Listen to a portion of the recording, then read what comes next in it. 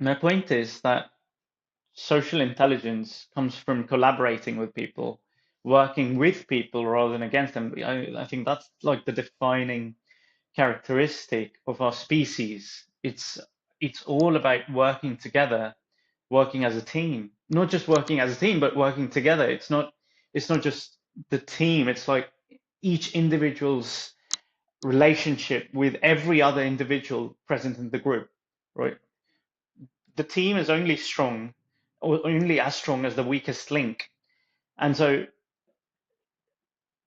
in this particular context, it becomes extremely easy to define good faith and bad faith behavior. Good faith behavior is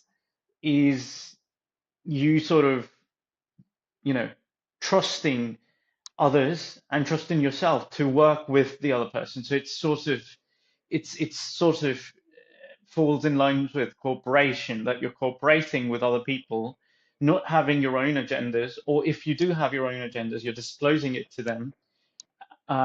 It's basically about coming off as a clean chit, like you're coming clean of your own agendas, of your own purposes, of what you intend to do, and sort of disclosing them at the very beginning so that members can choose. Bad faith behavior, on the other hand, is all it's about deceiving others to serve your own needs, rather than coming clean that okay, this is what I'm looking for, and this is what I might need from you, and if I don't get it, I'll go elsewhere.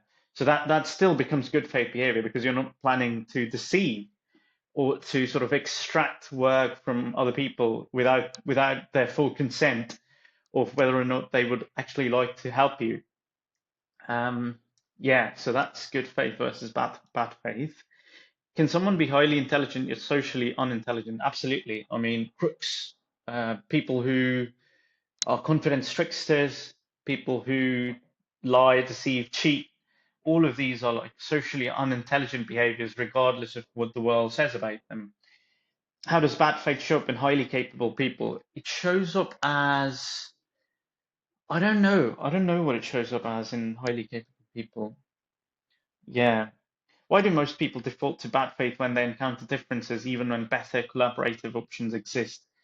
Because they feel threatened suddenly. They feel like as soon as they sort of sense another intelligent person in their vicinity, they default to survival mode behaviors that sort of overtake their psyche, and now it's like this sort of um, it's like they sort of become this machine, that an engine, not a machine, like they become this engine who is treating the threat as a wrench, like that could just stall the engine, and so they take measures to counteract that.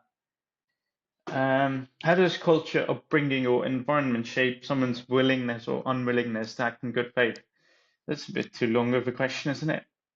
Can social intelligence be taught, or is it more about innate perception and awareness? Social intelligence can be shaped, can't be taught. It can be shaped by the environment, by giving them opportunities to receive good faith behavior. And I think they'll be able to model it. And I mean, obviously, we get into the nurture versus nature debate. And I'd say, in terms of, you can only sort of extend courtesy and good faith behavior to a certain extent, after which it is the nature of the person that decides whether or not they're likely to absorb that and sort of reflect that back toward you. How do you personally maintain good faith when everyone around you seems to be acting in bad faith? Disengage. Disengage, bro. You've got to separate yourself from environments which are deadening in terms of good faith. If there's no good faith, you've sort of descended into an anti-civilizational community. It sounds weird when I say it, but civilization is based, the equality to be civil is based on good faith behavior. It's what defines us as human beings. I'm going to repeat this, but it's what defines us as human beings is the ability to act as teams. Like I'm acting in your interest and you're acting in mine. Um, and yeah, and sort of trusting each other and not deceiving each other, not intending to deceive. Uh, what roles does vulnerability play in being able to act in good faith? Um, I don't think vulnerability plays the role that I don't know. I think it's a bit more complex than that. Tell you what I'm going to do. I'm going to, you know, sort of mark all the questions that went unanswered, and I'll answer them in the next video. Um, how do power dynamics influence people's choices to act in bad faith? I don't know. Again, it's a long one, isn't it? Can bad faith ever be strategic, or is it always a failure of intelligence? Uh, I mean, it can only be strategic if you're acting in an environment which is dominated by bad faith behavior and you desperately want to survive and uh, and want to get out of that system. If you don't, you just become a part of that system, acting in bad faith, and everyone else is acting in bad faith as well. How does acting in good faith affect long-term relationships and reputation? And okay, let's pause here for a bit.